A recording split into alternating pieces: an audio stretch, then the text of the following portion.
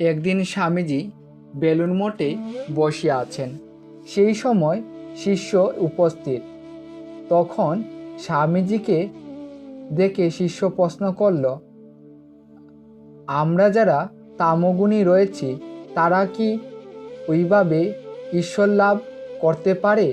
তাদের ঈশ্বর লাভ তো হয়েছিল।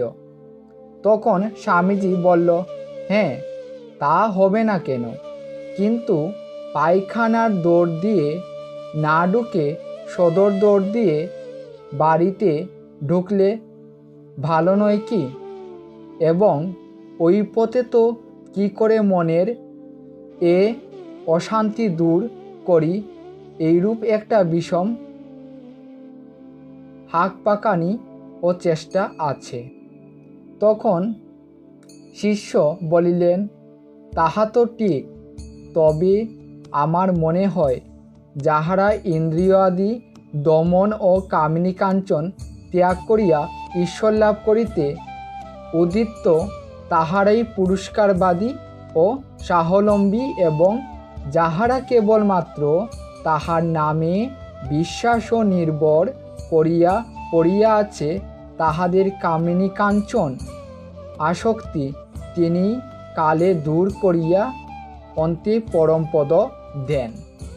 তখন স্বামীজি বলিলেন, হ্যাঁ, তবে ওইরূপ লোক বিরল। সিদ্ধি হবার পর লোক এদের কৃপাসিন্ধু বলে। জ্ঞান ভক্ত এই উভয়ের মতে কিন্তু ত্যাগ হচ্ছে মূল মন্ত্র। তখন শিষ্য বলিল, তাতে আর সন্দেহ কি? শ্রীযুক্ত গিরিশচন্দ্র ঘোষ মহাশয় একদিন আমায় বলিয়াছিলেন, কৃপা পক্ষে কোনো নিয়ম নাই, যদি থাকে তবে তাকে কৃপা বলা যায় না, সেখানে সব বেআইনির কারখানা। তখন স্বামীজি বললেন, তা নয় রে, তা নয়। ঘোষ যা যেখানকার কথা বলেছে সেখানকার আমাদের অভিজ্ঞাত একটা আইন বা নিয়ম আছে। বেআইনি কারখানাটা হচ্ছে শেষের কথা।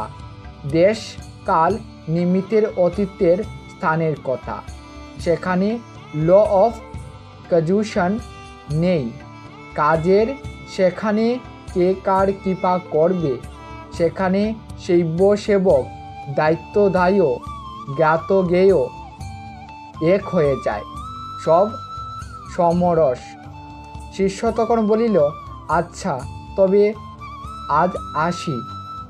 আপনার কথা শুনিয়া আজ বেদ বেদান্তের সার বোঝা হইল।